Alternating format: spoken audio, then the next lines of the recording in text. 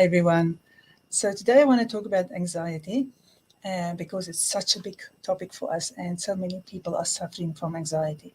And let's get real about this. There are anxiety provoking situations in our life.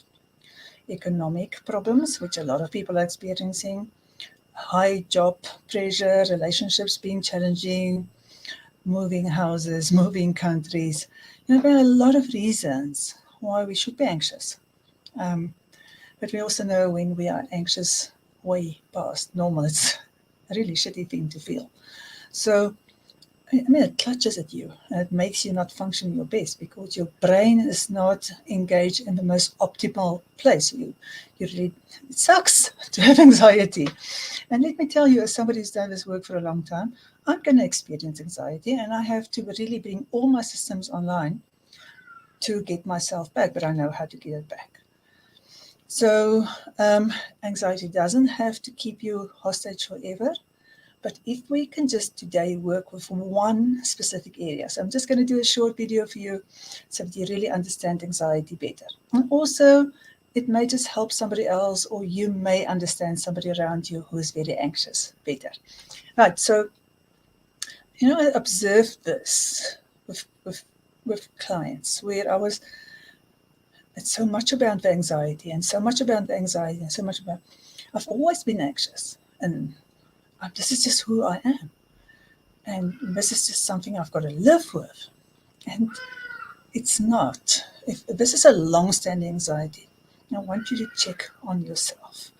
I'm not talking about suddenly the bank is not so friendly anymore, or I need to move, or somebody died, or something like real life situation. It's stressful and hard. I'm talking about it's just underlying, it's always being there. So check on yourself. How much the performance-driven I have to is there. Like check how many I have to's you have in your life. Now take a piece of paper, pause this video and start writing. I have to, I should, I ought, I must, I cannot. All those really harsh ways of treating ourselves, but taking the whip out and hitting ourselves with that whip. Like being so hard on ourselves, harder than on anybody else. And if this is you, and you always strive to do better, and you always try to impress in a certain way and fit into the mold that you think you should fit into, then ask yourself this big question. Is this perfectionism? Because perfectionism is not a personality. It's a bad habit. And you can become aware of it and you can change it. And that is the amazing thing which I want to tell you today. If it's anxiety because of perfectionism, like take a deep breath and understand you can stop it and you can turn off that anxiety. Now, a lot of people has got this attitude of, but if I am not very harsh on myself or hard on myself or push myself, because we don't say harsh or hard, we say, if I don't push myself, if I don't always have more goals and I don't really try harder and harder and harder, I'm going to become lazy. Okay, so who is renting space in your head? Whose voice is that? Do you have a parent who said, you're so lazy, you must work harder, or parent just didn't give you attention if you were third in the class instead of first, punished you in some sort of way? What is the thing that got you acknowledgement? How much of it is about how well I'm doing? And if I'm not doing well, I'm not acceptable. How much was it about feeling you're not good enough, but you found a safe space and being amazing at something? Once you find your sense of self-worth and how well you can do in anything, whatever it is, it may be I'm an amazing people pleaser. You won't say that, but you'll say, I'm such a good friend and people like me for that, and I'm so friendly and people like me. You won't say that to yourself, everybody else will say it to you. And you'll just do more and more of that. Whatever it is that you find a place of recognition, of acceptance, of feeling better about yourself, you're going to work harder at that. Because positive affirmation is stronger than negative affirmation from anybody.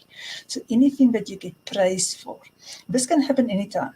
You can be a late bloomer, you can suddenly realize that, oh, I'm an amazing speaker, and people are going like, wow, you're such an amazing speaker. Or you can go to drama class and suddenly transform in another person who's not so shy, and then this becomes your reality, you know. You can get many degrees or a rich spouse and, you know, go on amazing holidays and make sure your children are perfectionistic little things so that you can look good as a mum. You know, there's so many ways. I was a workaholic for a very long time just because it was my one safe place. It was the one place where I knew I was good at this. I know I'm intelligent. I knew I could do well whenever I chose to work. So it was something where I felt safe. I could do well for myself. And then it becomes your safe place. And then it's very automatic that this is the thing that you're going to keep on doing in order to get that recognition. So if you don't have something like that, you're going to have anxiety. If you find that thing that gives you that thing you can be perfect at, that you can try so hard at, that you can excel at, you're going to do more of it. So check where it is. Check where that have tos are living. Let's work on the have to, ought to, should, must. Try harder, always try harder. Do more. Let's work on that this week. Let's notice in ourselves, and whenever you notice in yourself, try this. Just go like, okay, I don't have to be as hard on myself. If I was talking to my best friend right now, I'd say, wow, you're doing amazing. I don't know why you want to do more. Wow, you're already such a good friend. You're already liked by so many people. You know, the way that we talk to ourselves, the way that we will encourage one of our best friends. Okay, you're going through a hard time, but it doesn't mean there's anything wrong with you. It just means you're going through a hard time. You'll be fine. There's so many ways we can be kinder to ourselves. And the most important way in which you can start changing your speech patterns is not say, I have to, but I choose to, and bring a bit of kindness in. I choose to work an hour, and then I'm going to take a nice long bath, or I'm going to work really hard today, which is what I'm doing today. And then I'm going to have a chance in this week to go and have a lovely day out with a friend of mine. We're going to have coffee, we're going for an art activity, we're going to go and sit in the garden, in my brand new catio with my cats, where they're all safe, and they're going to roll in the sun, and I'm just going to read a book. You know, bring that softness, this regard for yourself, this kindness into your life. Do it with language. Say it out loud. Say to yourself, I don't have to be perfect at everything. The magic phrase is the one that you can use as an affirmation. Good enough is good enough. Start applying good enough is good enough, and that you'll see the difference. Another one, which my mother actually used to say, is you do better.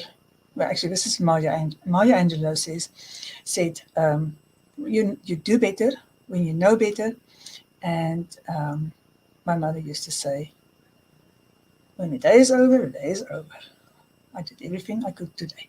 So there are various ways of you calming down your nervous system, being kinder to yourself, talk to yourself like a friend. Let me know how it goes.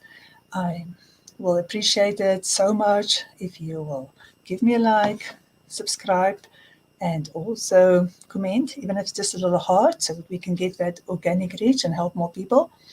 And if you know somebody that should hear this, please share it to them. Thank you so much for showing up and being here today, and sending you lots of love. Until next time.